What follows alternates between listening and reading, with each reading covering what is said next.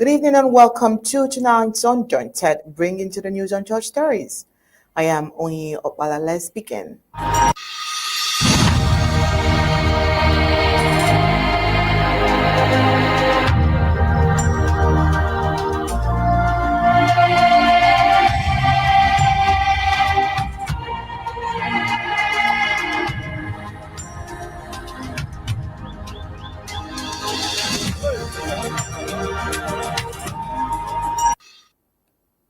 In a moment of profound significance for the people of Southern Cameroon, President Dr. Samuel Sako has made a stirring appeal to the global community of Ambazonian supporters, urging them to unite in one of the most critical efforts of their liberation struggles. His call for contributions to the newly launched Transition Fund signals not just another phase in the ongoing fight for freedom, but a decisive moment that could shape the destiny of the Ambazonian people. The Transition Fund Drive represents more than just financial support. It is a lifeline for the future of Ambazonia. After years of hardship and suffering under the French Cameroon oppressive regime, where over 60,000 lives have been lost and countless others imprisoned, displaced, or silenced, the Ambazonian people stand at a pivotal crossroads. Their transition from a state of oppression to one of self-determination is within sight, but it requires bold, sacrificial support. This draft, introduced by President Sako, is rooted in a strategic vision for the future of Ambazonia. It outlines the necessary steps and resources to solidify the nation's push for independence, ensuring that the services made by millions who have endured brutal repression do not go in vain. The president has called upon all donors, friends, and supporters to dig deep and contribute meaningfully to this fund, with the stakes higher than ever. The president stresses the urgency of taking action now, as the window of opportunity to realize true freedom may not stay open indefinitely.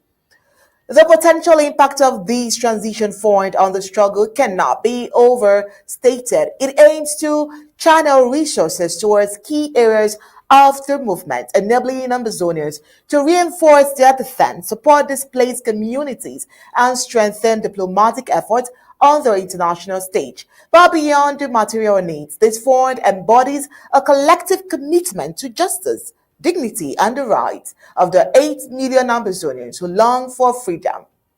President Sako's message is clear. Unity, resolve, and the willingness to sacrifice will be decisive factors in tipping the scales towards liberation. As we approach October 26, when supporters are invited to stand together as warriors for justice, this initiative is more than just a fundraiser. It's a rallying cry for every individual who believes in the cause of freedom. It's a chance to honor the fallen and the suffering and to actively shape the future of Amazonia. Let posterity remember those who stood at the crucial moment in history and acted with courage and conviction. Well, stay with us as we explore the broader implications of this transition fund drive and what it could mean for the future of the Ambazonian liberation struggle. But that's after the prime headlines.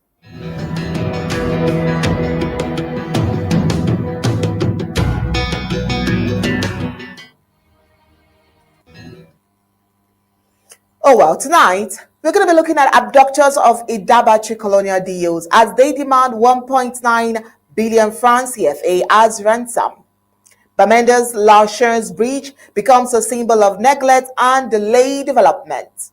Tonight on Undaunted, we'll take a look at Ambazonian's freedom fight. President Sako calls for unity and support. While Colonial Bui cancels neglect, leads motorcyclists in Boya to champion communal efforts to fix the roads. In Africa, Kenya's constitutional crisis over deputy president's impeachment continues, while election showdown Harris and Trump's deadlocked with 2 weeks left on the foreign scene. Let's get the news in full briefings.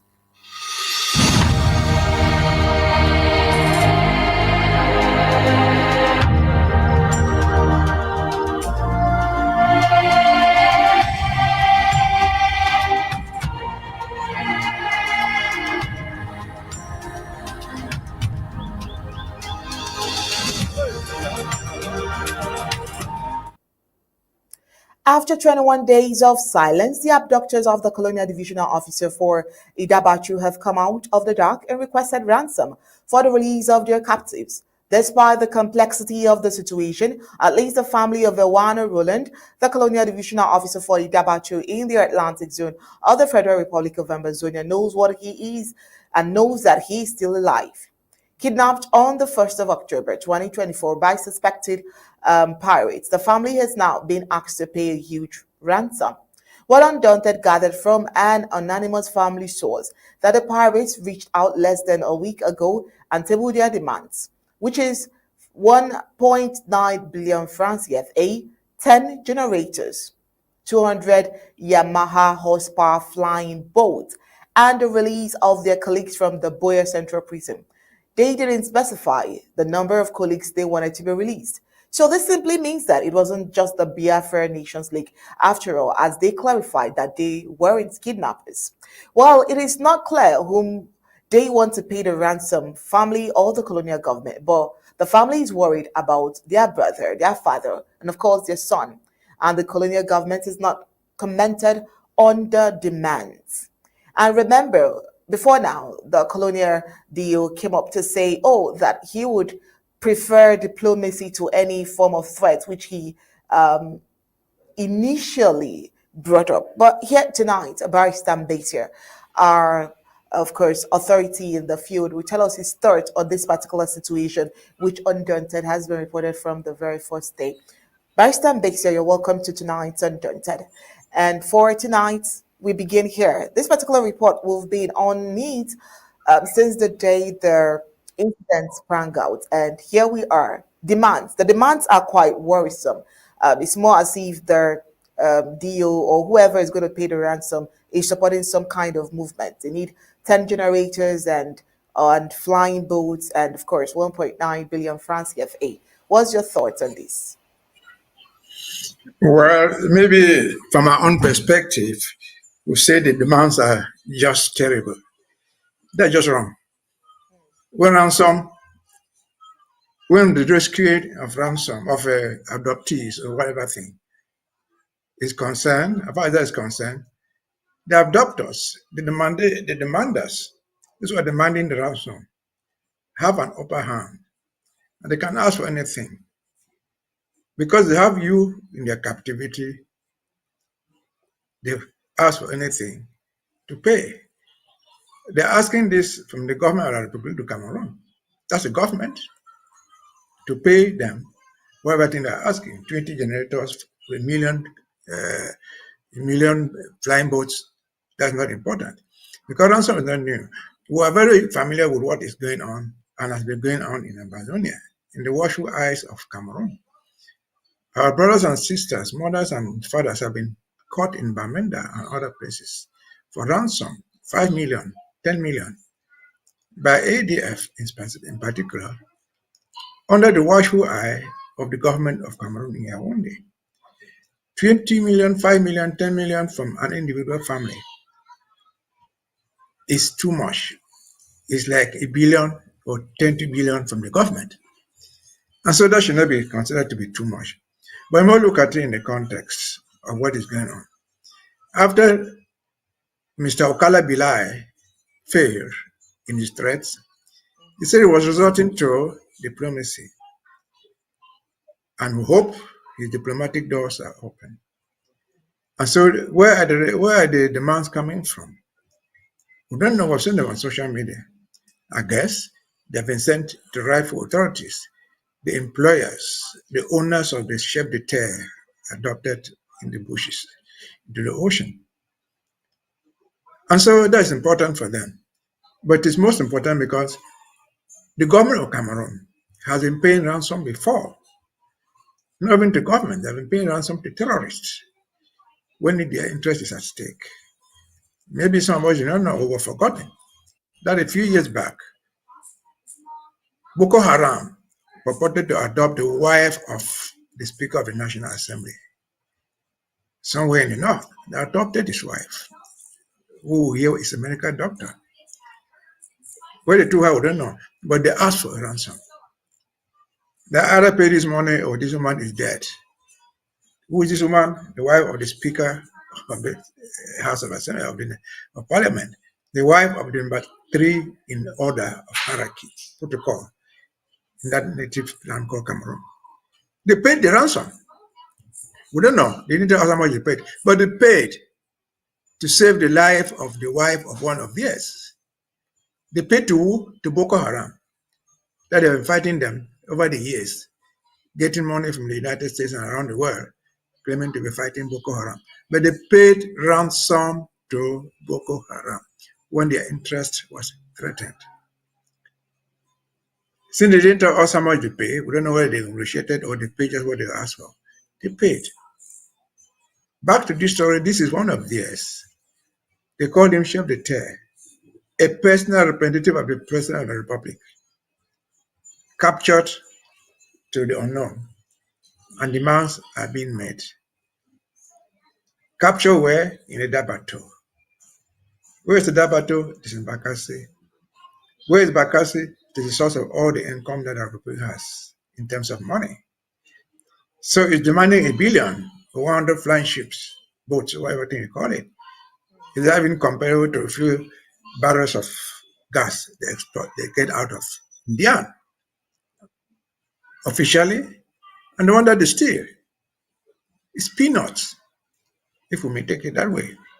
But most important, as I've said, this is an Anglophone, this is an Ambazonian, whose life matters nothing to them. They would rather not pay, and he dies, and they send another Ambazonian there, than pay these peanuts. I call it peanuts. Because I said it before here. A couple of years back, they sent one of ours, my own country boy, to die in Idabato. He didn't even get there. He was killed on the road. He never got there. He was sent there too as a duo. He never got there. They killed him. I'm not sure that Yamde ever compensated anything. And so they are now put on the test. They are on the public records for being asked to pay the ransom to save the lives of the duo and the poor worker of the council whom he was adopted. How they pay it, where they pay it is not our problem. But they are now is on the wall.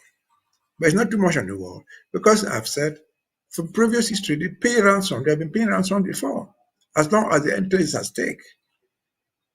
Let them show the equity by paying ransom, whatever amount, to save the life of this poor Ambazonian who happened to be their slaves, stoosh, saving them, and as for them victim to this thing, victim to the carelessness of Yawande. I've said this before.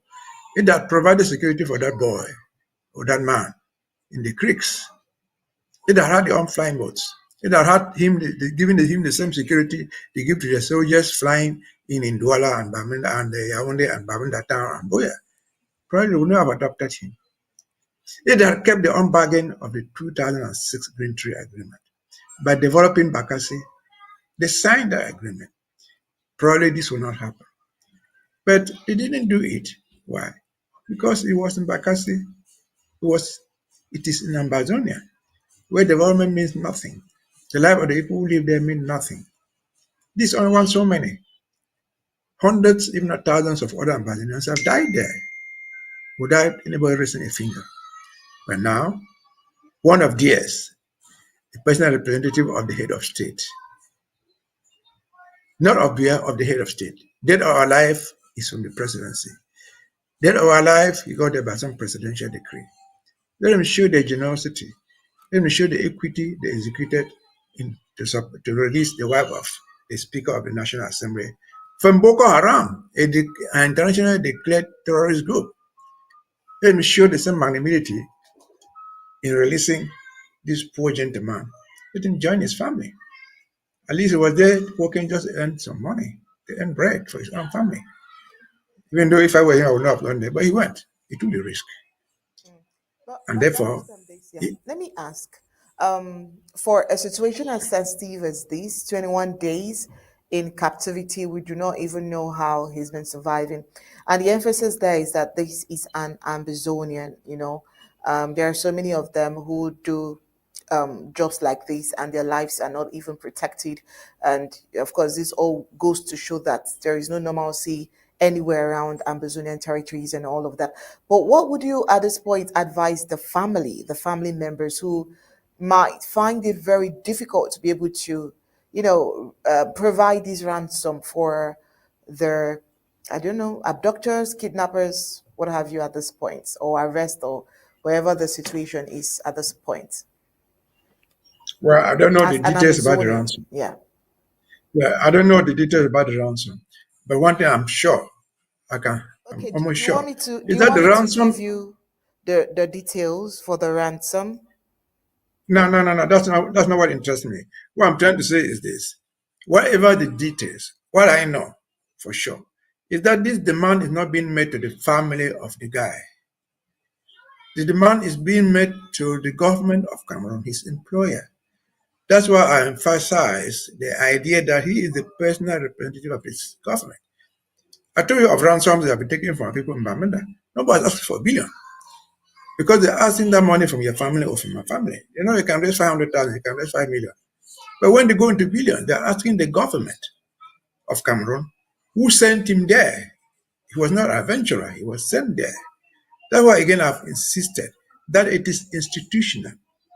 When they adopted that woman in the north, they knew that they were adopting not just an ordinary woman, they were adopting the wife of the Speaker of the National Assembly.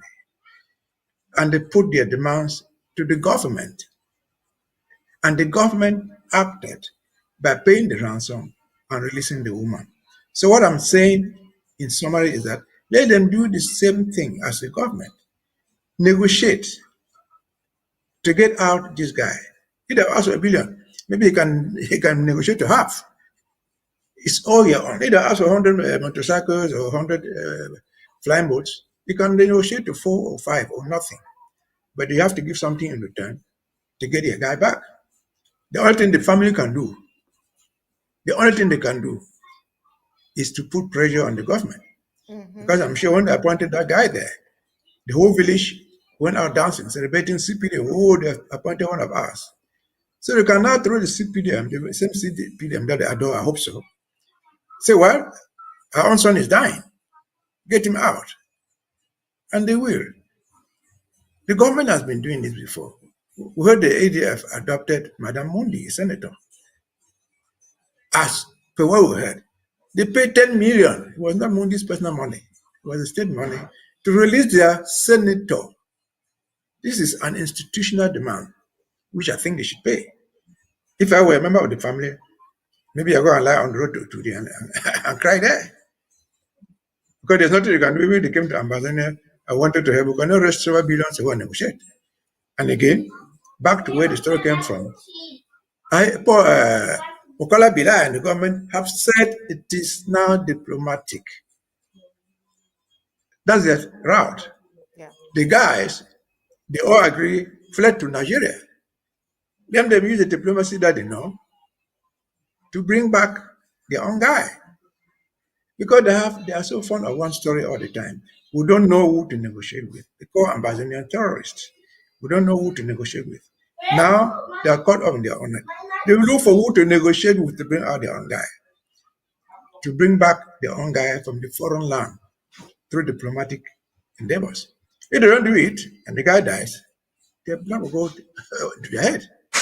That's the bottom line. If they have the right diplomacy that they can threaten people, then use it and bring back the guy. If they don't have the diplomacy, they have the military force and the might.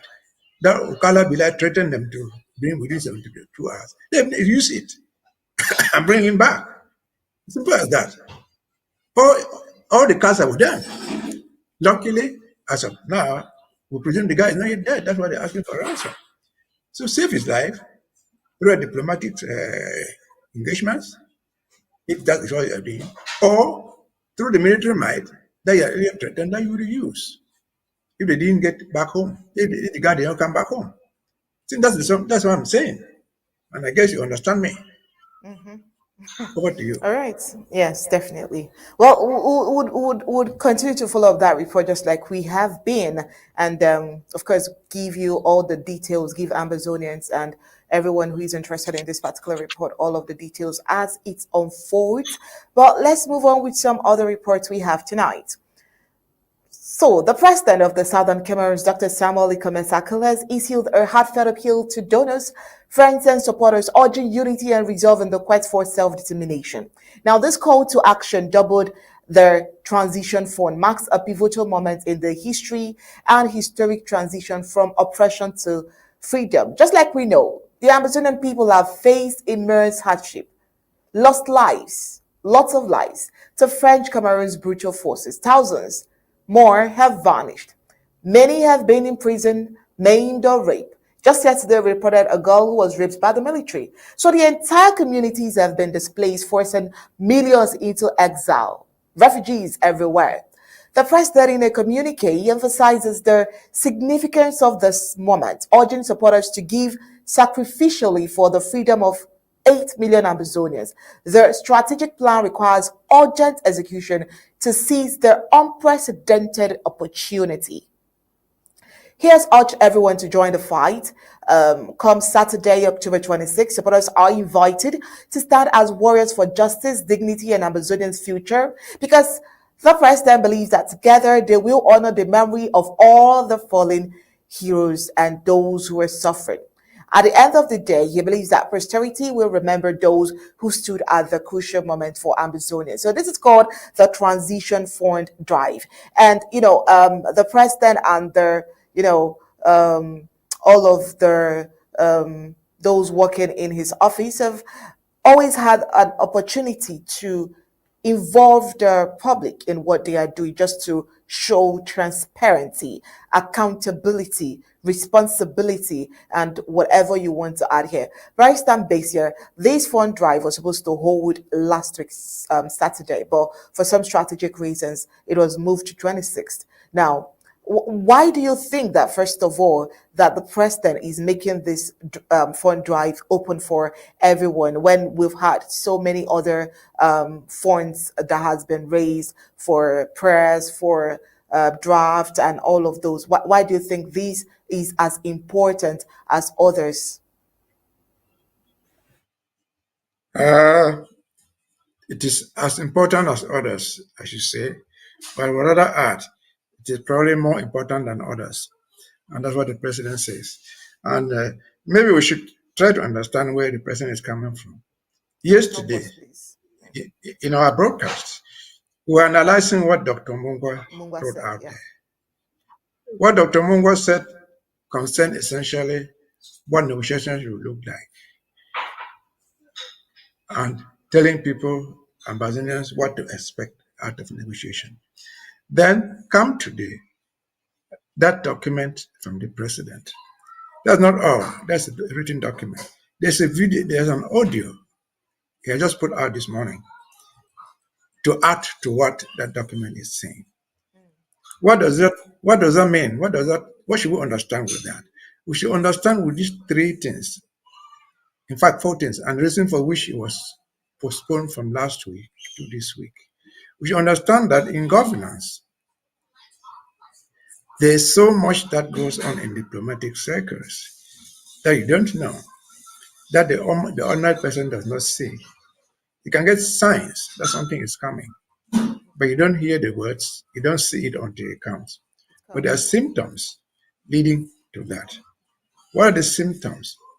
You can read or understand the symptoms and the diplomatic language in the document. What does it call it? The transition from oppression to freedom. The final transition drive. So there's something might be working out in the dark that the ordinary citizen does not understand. But for sure, there's something going to happen. We expect something to happen, which is why he calls it transition from oppression to freedom. We've been fighting for 8 years. I never had this opportunity. And again, he says, don't be left out. Join us. Let your name not remain out as not having been on board as a fighter to the end. And that will take us again back to yesterday. Yesterday we were analyzing the Bamenda case and foreigners in the land. And I remember saying here that we've been drafting. If they would us, join us. Join us in the draft, Ambazonians and our sympathizers. Because this might well be the last draft to freedom. Make sure you are part of it. Don't be counted out of the final race, of the final minutes of the game. That's what he means. And then he goes on to add, say, nothing is cheap. The audio message you sent out today is very, very important as well, if not the most important.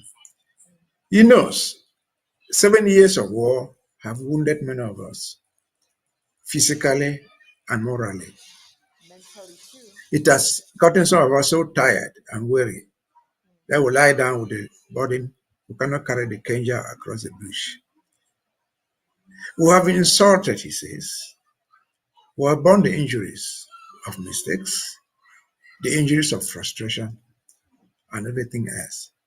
But after all, there comes the end to every journey. And if the end is a success, will you prefer to go to heaven after having fought in the war and lost one limb than to remain in heaven in hell with two of your limbs and two of your eyes? That's the bottom line message which is telling to us. So let's get there and draft. And know and pray that this prediction might be true. What's the prediction? This should be the last draft that will transition us from suffering to freedom. It is highly possible. It is likely. But again, as he says, this transition is not going to go without money. We need money. Even if it means only going to repave the Bismarck Airport or the Bafford Airport, where we hopefully hope to land in a wooden helicopter. It is worth paying. If it is the draft to make you pay a flying boat, if that must be possible, to pass through Bakassi to get to Buya, or to pass through Fernando Port to get to Victoria, it is worth the trouble. And so I think the president has spoken a lot in coded language. But it is a series of things, starting from what Dr. Mongwa said in written communication to what we analyzed yesterday. Any of what the president has put out today, it is audio communication. All those things are there. Those who did not understand can go back to read. All of us at least can read to understand. Those who cannot understand can go to listen. Everything is there. I would encourage everybody to read it 2, 3, 4 times. It's not long, just one page. The audio is just 5, 6, 7 minutes. So it is not too much. Let us read it. Let us understand it. I hope people don't have difficulties understanding. But if anybody had any difficulty and gave us a call, you or me, anybody, if I don't know the answer to your question, I will know where to refer you to. I will fetch an answer and rightfully turn it over to you. So I think the president is strategically right. He's diplomatically on point. And then, again, in governance, there are many things you don't see until they come to light. Over to you. Thank you so much, Barrister Mbeseha. I loved how you clarified how this particular fund drive is different from any other fundraising that has happened in the past, be it draft, be it for ABC, be it for the press conference, whatever. This is quite different. And I loved how you linked the audio of Dr. Mungwa yesterday, addressing the need for the negotiation and also need for having experts. All of this would actually cost so much from the government, and it's been made open. So Saturday is the date for the fund drive. So make it a date for yourself and join the president and the others to ensure that you participate in putting your name in the sands of time. All right, moving on. Bamenda's luscious bridge connecting the central towns. has lain in disrepair for over 5 months. Locals in the area has criticized authorities for neglecting infrastructure while prioritizing colonial interests. The act of negligence shows lack of accountability. The Colonial Republic de Cameroon's indifference sparks outrage as council vehicles even struggle to cross their neglected bridge. You can imagine. Remember when we gave this report 5 months ago? This delayed reconstruction. Critics fear officials will cite the crisis, the conflict, and the war as an excuse to postpone repairs. Of course, they would use that. Now, this activity shows inadequate town planning as well. The absence of town planning hinders development, with most areas requiring demolition and rebuilding. But that is not happening in Ambazonia. It's not happening in Bamenda. Residents have so far expressed frustration, saying, "We are busy with daily struggles, not thinking about future development." The delay underscores a deeper systemic issues, as you can see. We reported about this collapse of this bridge 5 months ago. We were expecting urgent bridge repair, immediate reconstruction to ensure public safety, improved town planning to develop comprehensive urban plans for sustainable growth, accountability to demand transparency and actions from local colonial authorities. But oh no, what you've seen in the video you just saw is the situation on ground. The Lachance Bridge neglect refers to broader challenges facing southern Cameroons and Cameroonians as the region seeks the self-determination, addressing infrastructure and developmental issues as it remains crucial is a hallmark at the moment because the people need to be liberated. And this will take us back to while that transition drive is important. You can imagine a people, a road, a bridge. Well, of course, we do not have roads. Of course, Ambazonians do not have roads. Barrister Mbeseha. Ambazonians do not have roads. Bridges are collapsing. Bridges are being carried away by floods. Every form of pain, be it little, is being experienced by Ambazonians. And of course, is neglect, is it's a whole lot of all of the negative terms can be used. How do we explain to the world, to the international community, that 5 months after a bridge collapsed, no form of repair has gone into it? And because it's a major route for transportation, transporters, motorcyclists, motorists, and commuters are still taking their gamble, endangering their lives, passing through that same collapsed bridge. Is a tragedy. What would you say? Uh, the bridge, that particular bridge, is important for different reasons.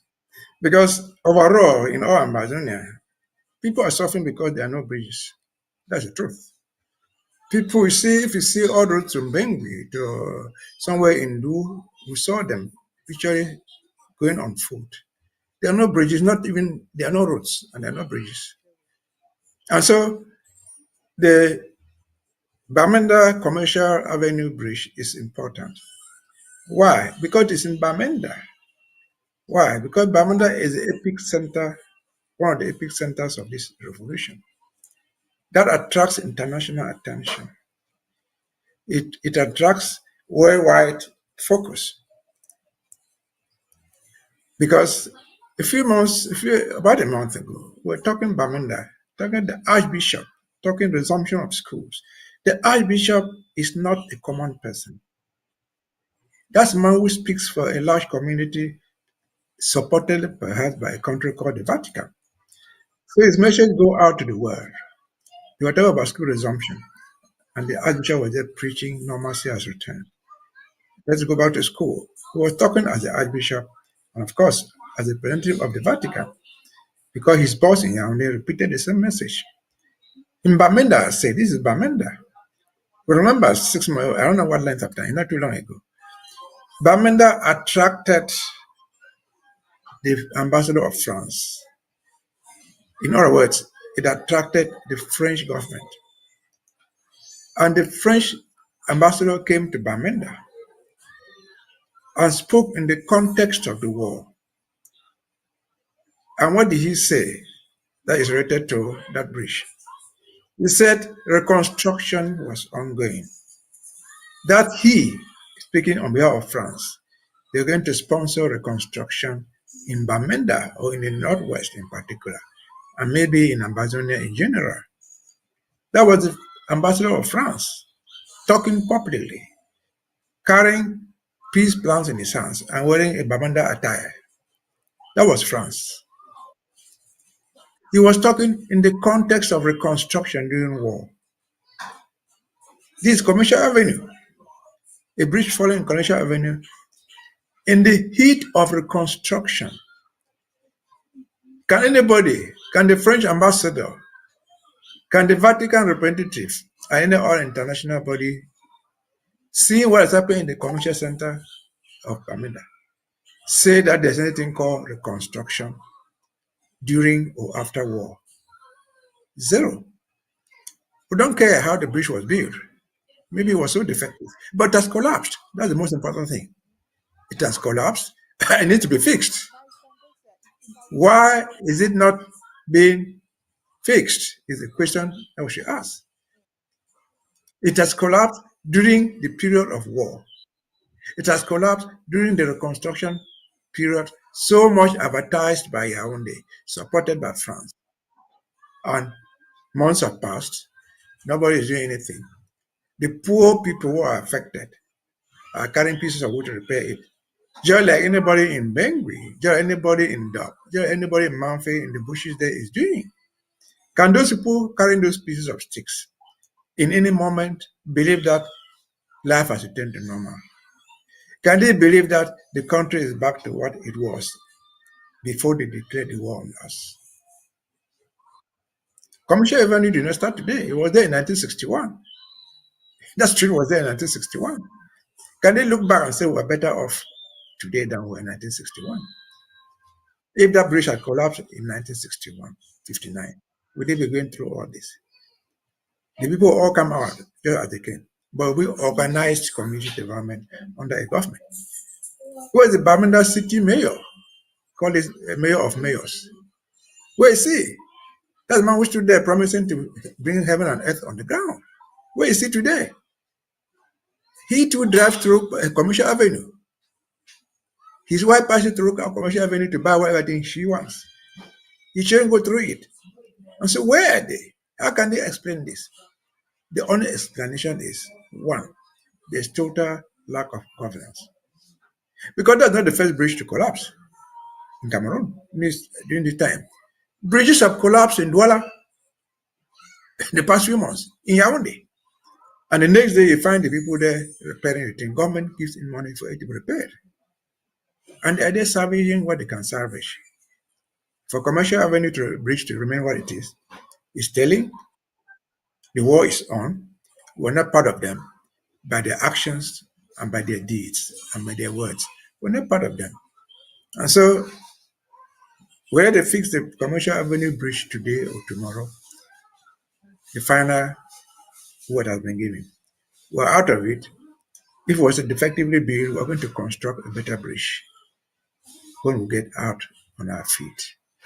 If it was poorly constructed, be sure in the free Ambazonia, there will be a better bridge there. There will be an express flyover in that bridge, if that is necessary. And so that is what it is. It's a reminder again, let the people in Bamenda, let the Ambazonians everywhere, let the people in Yaoundé ask France. France came there, but he was not invited. It could have been the Italians, it could have been the British. He moved there because President Macron authorized him to go and make this promise. The president of France, who by every standard and measure is party to this war, at the very least, they are the financial backers of Yaoundé to kill Ambazonians. They are the financial beneficiaries of the theft of our resources, from Bakassi to Kumbakoko to Ndobrais to Santa Coffee, and you name it. And so that is the message I have. That's how far I can say. It reminds us we're in the wrong place. We have to get out of it. And we've gotten out of it. And hope that we'll have better days ahead. Over to you. hopefully would have better days ahead. But I would have wanted to ask when exactly will the better days come? Because if we talk about infrastructure neglect, Barrister Mbeseha, we would not finish. And we here on Undaunted, the lives of the people matters because the people needs to stay strong, healthy, and alive for the march to buoy. And so Amazonians are building their future by themselves amidst colonial neglect. So for decades, the people of Amazonia have witnessed the stark absence of infrastructural development in their land, despite being heavily taxed by the colonial regime of La Republic of Cameroon. So the continued exploitation of Amazonian resources, coupled with the systematic neglect of basic needs like roads construction, reflects a broader agenda of economic extortion and repression. Toll gates are set up at key locations with little to no functional roads, serving as a mechanism for extortion rather than a revenue stream for development. These practices grown increasingly frustrating, with the colonial government consistently failing to provide infrastructure, all while burdening Ambazonians with taxes. So, the deteriorated state of roads in Ambazonia is a glaring testament to this neglect. Accidents on these roads have become frequent, with countless lives lost or irreparable damage due to poor infrastructure. Basic road repairs and construction have been ignored by the regime. Well, I mean basic road repairs. Even though roads are crucial to trade, mobility, and safety as well, it's been failed. So this failure is not just an oversight, but part of a broader strategy of economic and political suppression aimed at keeping the people of Amazonia dependent on the colonial administration while reaping financial benefits from their struggles. Recognizing this reality, the people of Amazonia have increasingly taken it upon themselves to improve their communities. They know that any meaningful development in their land must from within, not from a regime that seeks only to exploit them. Amazonians are proven to be the true architects of their own progress, driven by a deep understanding that their nation's future depends on their collective efforts, not an empty promise from La Republic to Cameroon. A prime example of this self-reliant spirit is seen in the actions of commercial bike riders in Ndongo, Boya, as heavy rains rendered earth roads impassable with potholes. These riders, restricted to suburban areas, took matters into their own hands. Frustrated by the inaction of the municipal council, they organized and began to fill the potholes themselves. These grassroots initiatives reflect the growing determination of Ambazonians to reclaim control over their infrastructure. The bike riders and their efforts show a community unwilling to wait for help that will never come, embodying the spirit of Ambazonian resilience and self sufficiency. The neglect of infrastructure in Ambazonia, despite constant taxation and extortion through toll gates, illustrates a larger pattern of oppression. And so, the colonial regime remains absent when it comes to development, but ever present when it comes to taking from the people. However, the people of Amazonia are awakening to the truth that their liberation, both economically and politically, will only come through their own hands. The days of relying on the colonial administration for progress is definitely over. Amazonians are reclaiming their right to build a future worthy of their sacrifice and aspiration. And so, Amazonians generally, Barrister Mbeseha, coming back to you, are not just waiting, even in the midst of all of this suffering. They are not even waiting for the colonial government, for the BS government, who are ready for elections. They are not waiting. They are taking their future by showing that they can even do more than the government have done so far. You can see that for yourself. Motorcyclists came together walking on the roads that should have been done by governments who take tax from the same people. How sad. How do you feel about this action? Well, I will start by giving an answer to your original question when you started talking. So, how long shall they remain with this? The answer is given in the segment that we had before this. Go draft, because this is a transitional draft. A transitional draft marking an exit from oppression to freedom. Oppression has a lot in meaning.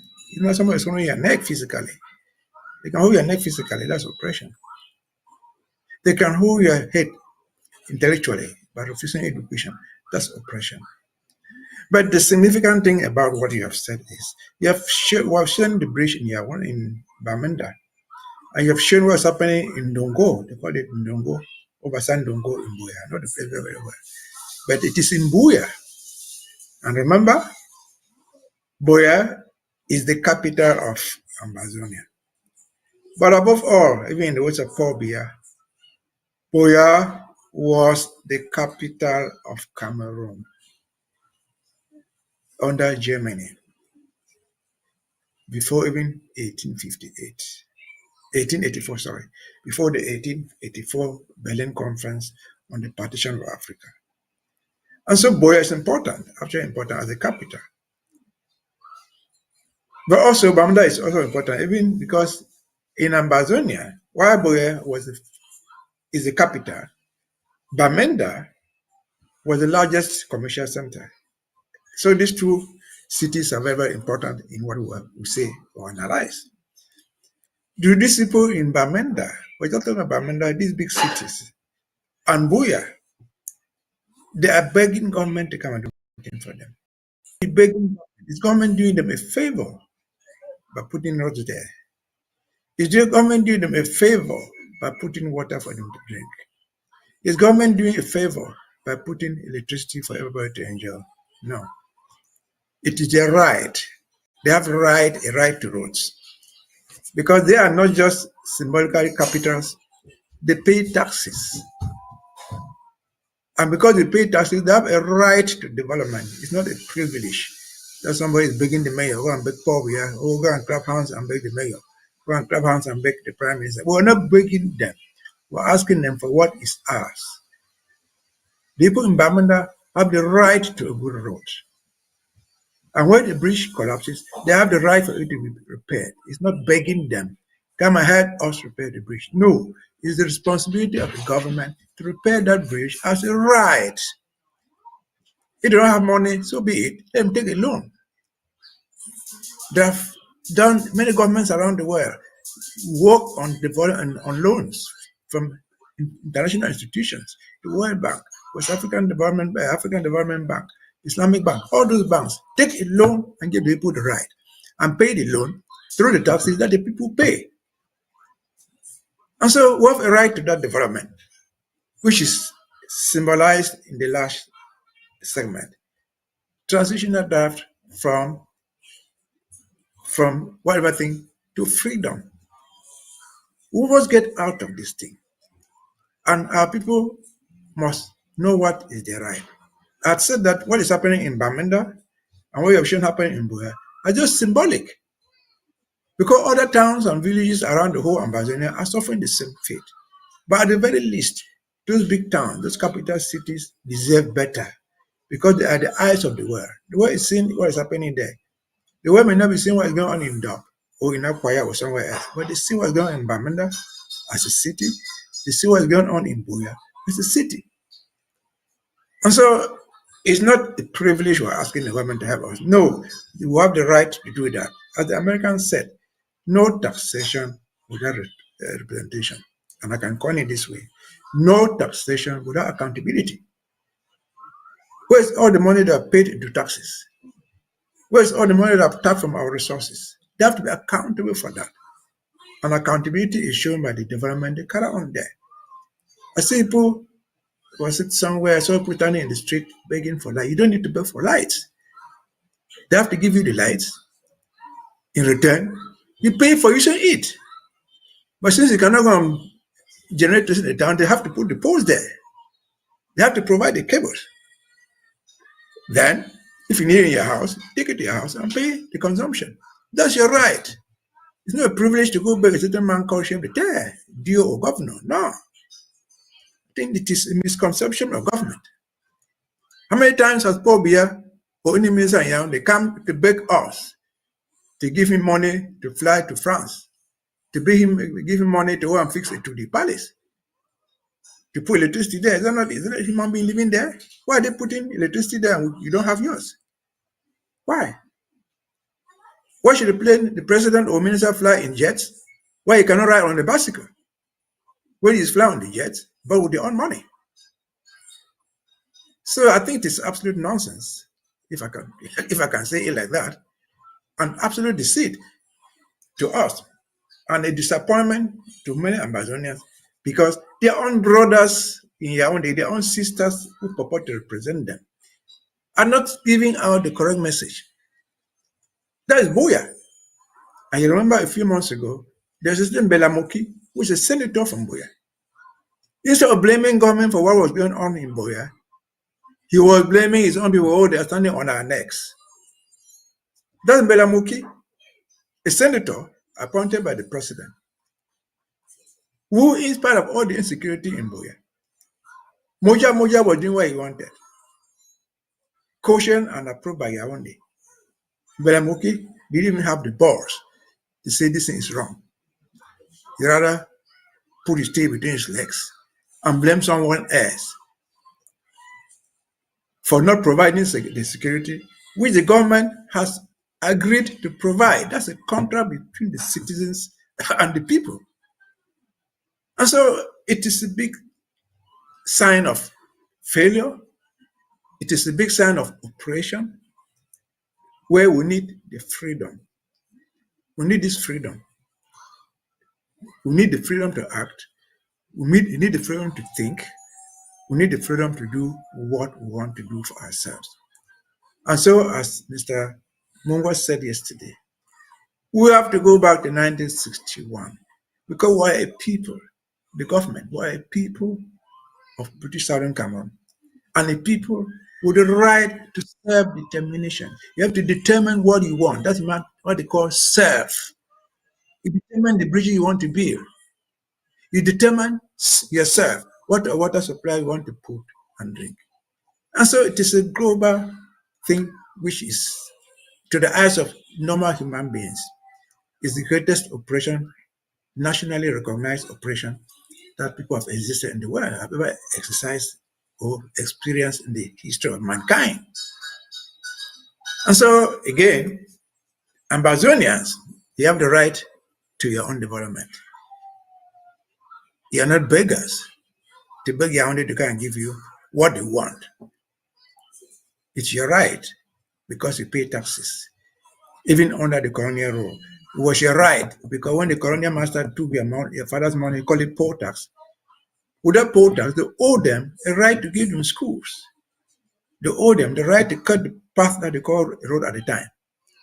They owe them the right to give them police to defend, to protect them, and the cost to try criminals. And so this nonsense of, oh, we're going to beg Yaoundé, we're going to beg the Diogo, we're going to beg the governor, we're going to stand in the street and clap, is all bullshit. We have to stop with that. Luckily, we're on the right path. We'll get out of it. I've always said, it is better late than never. Gold draft is a transitional draft from oppression to freedom. Over to you. All right, thank you so much, Barrister Mbeseha. They have the right because they are paying tax. I'm sure those words will definitely sink in. I'm really sure it will definitely sink in. All right, Barrister Mbeseha, this is where I would, draw the curtains with you today. And when we see you on Thursday, we'll definitely have more reports for you. We'll allow you to go at this juncture and take the Africa and global news. Thank you so much for being part of tonight's Undaunted. Thank you for having me again. All right, coming up next is News Across Africa.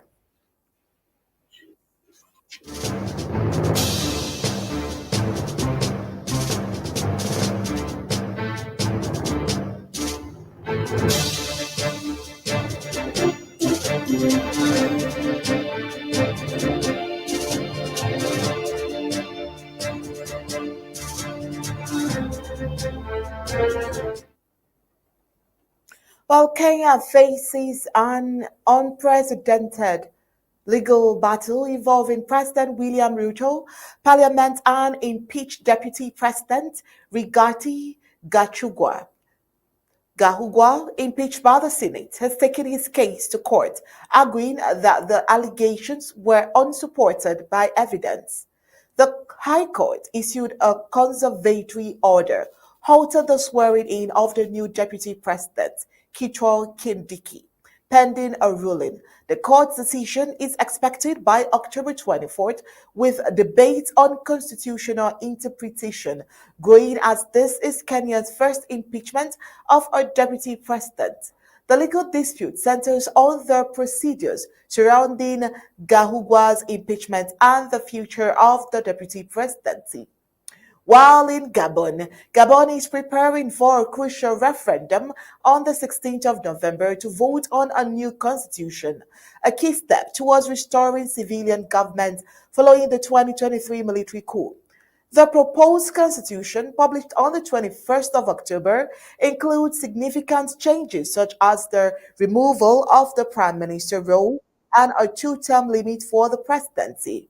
An inclusive national dialogue is set to precede the referendum, allowing citizens and civil society groups to contribute to framework.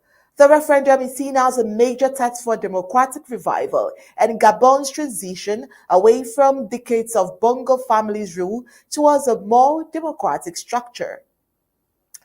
While in Morocco, French President Emmanuel Macron is set to make a 3-day state visit to Morocco, marking a new phase of bilateral relations. Following France's shift in its stance on Western Sahara, France now supports Morocco's autonomy plan for the disputed territory, aligning with the positions of the US and other nations. This has threatened France-Morocco ties, but strained relations with Algeria, which backs the Polisario Front. Macron's visit highlights the deep-rooted partnership between the two nations, often as regional tensions simmer over the Western Sahara issues.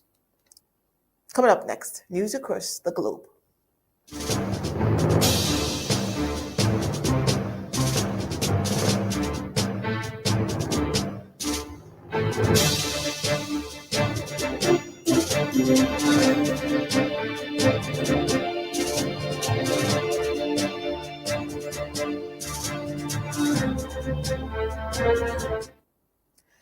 While Kamala Harris' top advisors are closely watching the numbers, which show a significant majority of Americans believing the country is headed in the wrong direction.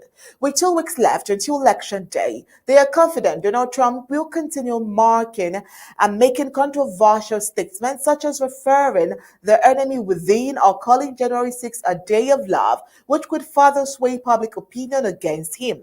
Harris' campaign strategy focuses on portraying Trump's potential second term as a continuation of the country's downward trajectory, while positioning Harris as a viable agent of change.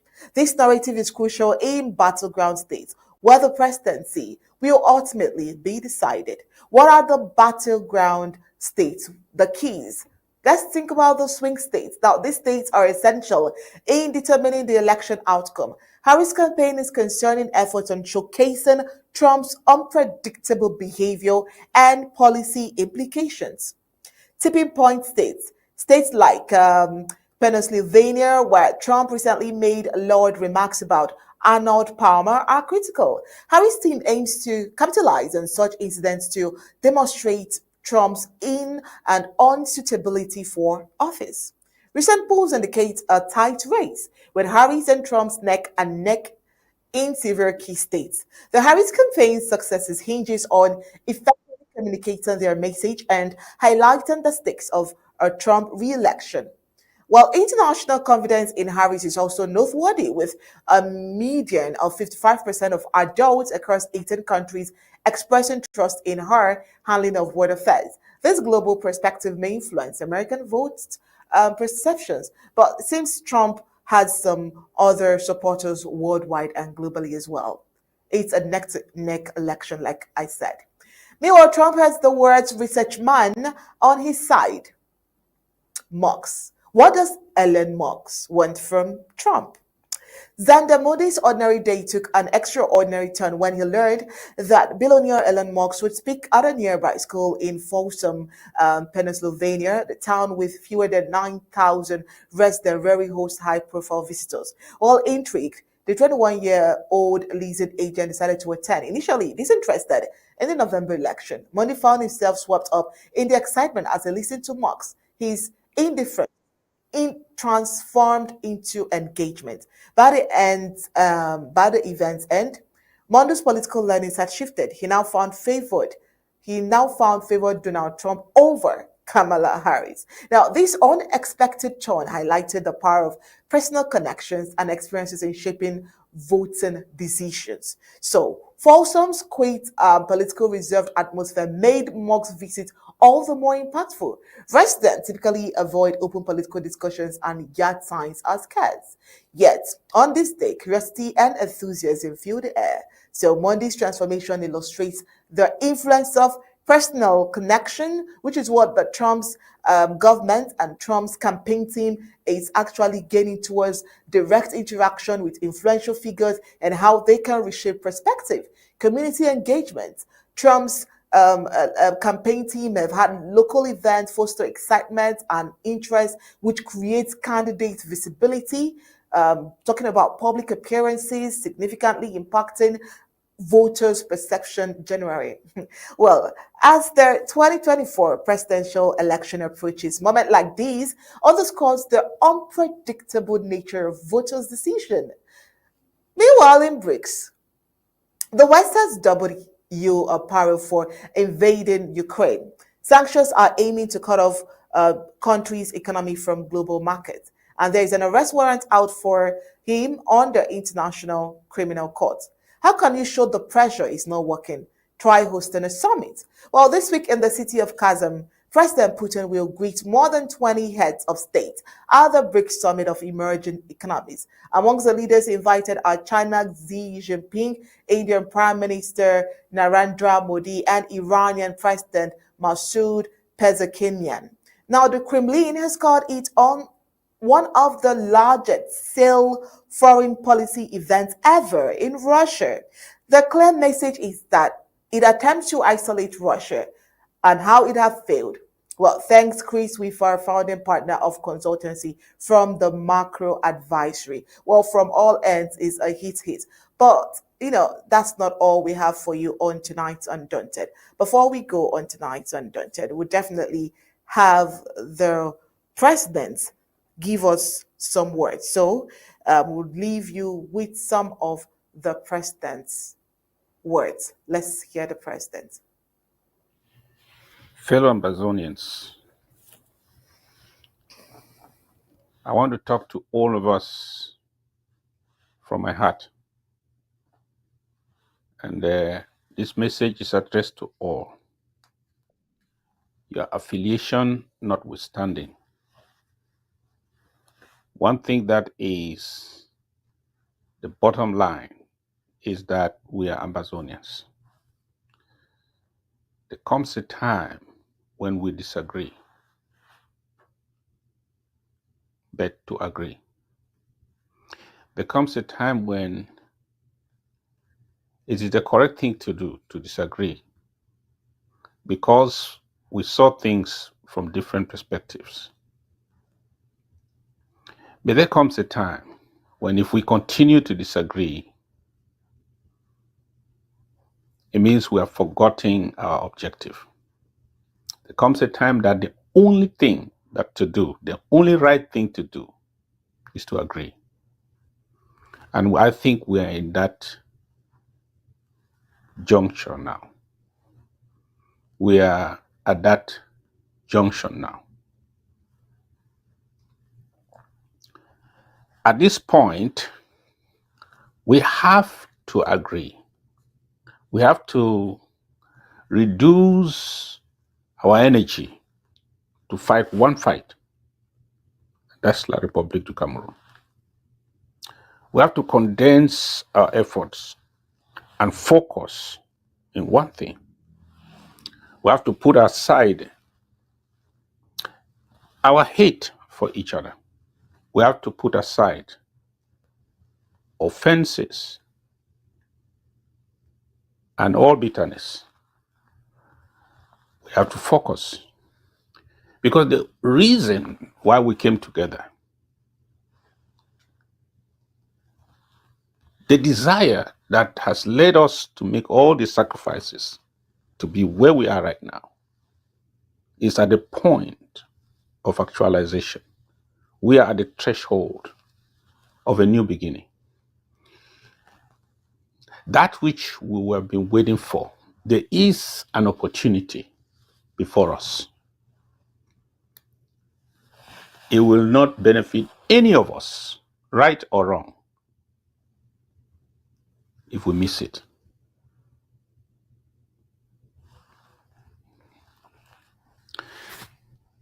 Those of us who are the champions and defenders of the revolution, let me ask you a question. I'm talking to all the LGA executives, all the county executives, all the bona fide patriots of Ambazonia, all those in government, all those in the House of Assembly, whoever you are, including our activists. Permit me to ask you a question.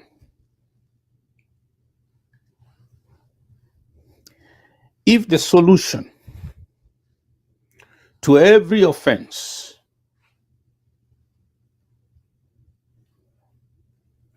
is to cut off the finger of the child, cut off at least a finger for every offense,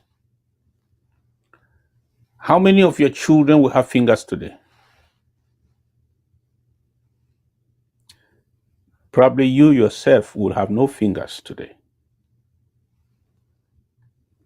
But when you look at your hand, you still have 10 fingers because none of them was chopped off every day, every time you offended parents, offended neighbors, offended friends, or teachers. If your solution is to push away everyone who offends you, everyone who says something wrong against you, anyone who crosses your path wrongly, who does this and or does that, who looks a type who you don't like, if your only solution was to push them away completely out of your life for good, and you stay in your trench and say, I will never have anything to do with you,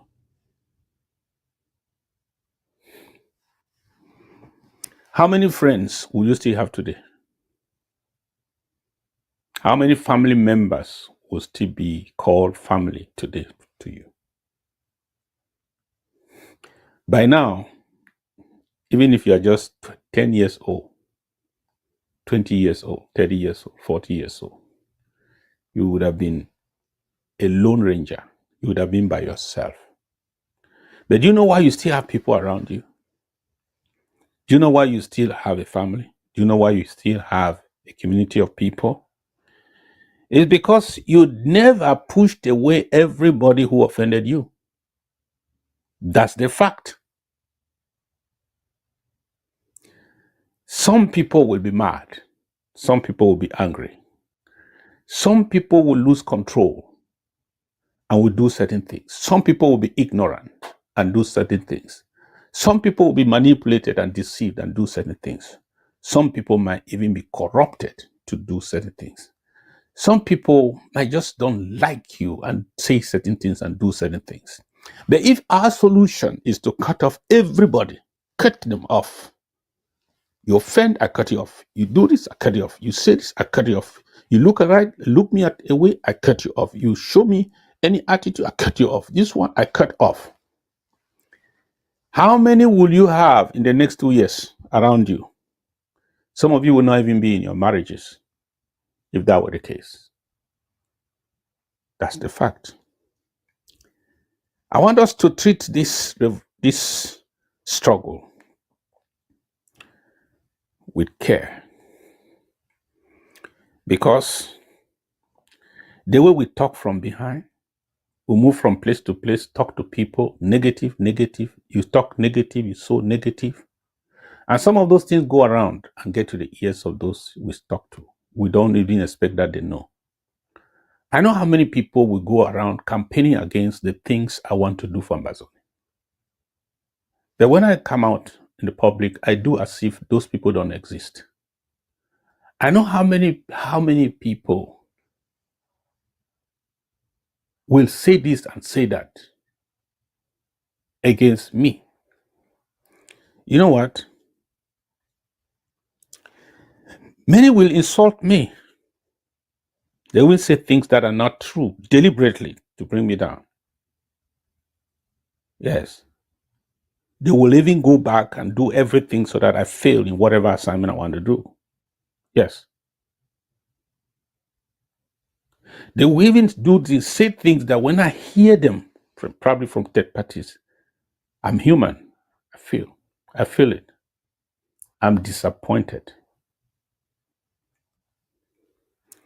But you know what? I have refused to be discouraged by any of that. None of that has determined my actions. There's no action I have taken or meditated based on how I feel because I've been mistreated, badly spoken of, insulted, or whatever. I thank God I can say that. But I cannot say that for everyone.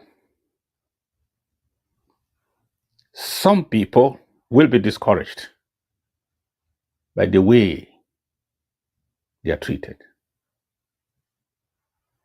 Yes. Some people will be discouraged by the way you talk to them. Some people will be discouraged by the way you handle them.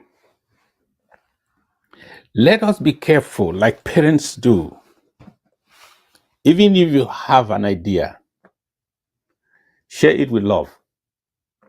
And make sure that you don't end up discouraging the people who are pillars. Let me say this. The people who are fighting for us are not angels. You see those children in the forest, they are not angels. You see all of us in this government and those of us who are out there supporting the struggle, give our dime here. We're not angels. We're not. So if you want to see death, you will see death. And if you want to talk about death, oh yeah, you will find death. So much death to talk about. But when you finish discouraging everybody who is supposed to be doing something for this struggle, how many of us will remain to finish this work? How many? If you are hitting me hard every day, and I say, what? You know what? Thank you very much. You people are right. And I give up. Who wins?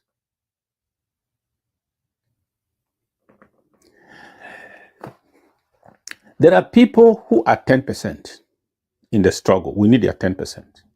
There are people who are 50% in the struggle. We need their 50%. There are people who are 100%. Congratulations. We need their 100%. If you take all the 20 percentiles, all the 50 percentile, the 60 percentile, you throw them all out. You say you don't need them. How many of the 100% will remain to win the struggle? I'm ashamed. I'm confused. We are not like people building with knowledge. Whatever you are doing, make sure that you are doing it to build. Whatever decision you are making, whatever action you are taking, whatever conversation you are getting into, whatever audio you are making, make sure that at the end of it all, you build more than you scatter.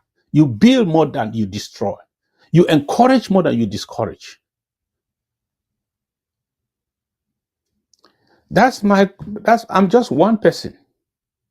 If you think that you can, everybody that has an X on him or a question on him is bad, let's throw everybody aside. Well, let's try. Let's start now. And let us see how many of us remain to carry this thing. Ambazonians, I'm just telling you people that please, please, please, let us start a new chapter. Can we? Can we? Because if the vehicle is not driving, you think that it's only the passengers that have a problem? Sometimes it is a problem to the driver more than it is to the passengers. And what if the driver decides that I'm not driving again? I see children in the house. Sometimes they disagree to the extreme. And you see them walking up and down, one walking to the left, the other one walking to the right. They don't worry, you know that, because they know at the end of the day, they still have a roof over their head. They will still sleep in that house, though in different rooms. But wisdom should teach them that if they continue that mess, everybody holding to his guns against the other person, if you continue in that mess, and the father of the house decides to abandon that house for you people, do you know that nobody will sleep in that house? Matter of fact, there will be no house for anyone. A word to a wise is sufficient. See you on Saturday, the 26th. Come and tell me that you are above all the foolishness and the stupidity in this struggle, that you are here to build Ambazonia at this critical moment. Come and be counted. Saturday, the 24th of October, 8 p.m. Ambazonia time. God bless you. Hope to see you there. That's from the President of the Federal Republic of Ambazonia. And before we go, let's take a look at the major highlights of tonight's news. Tonight on Undaunted, we told you the abductors of the Idabato Colonial deal demands 1.9 billion francs CFA as ransom. Tonight, Bamenda La Chance Bridge, which has become a symbol of neglect and decaying development, poses threats to life. Ambazonian freedom fight. President Sako calls for unity and support, just like the audio you just heard.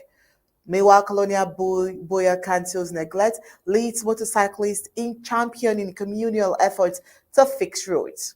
On the African scene tonight, we told you that Kenya's constitutional crisis over deputy president impeachment continues, while on the foreign scene, election shutdown, Harry Trump deadlocked with 2 weeks left for the elections. That's it for tonight's Undaunted. Bring you to the news Untold Stories. On behalf of the technical crew who has made tonight's Undaunted very possible, say thank you, good night, and God bless.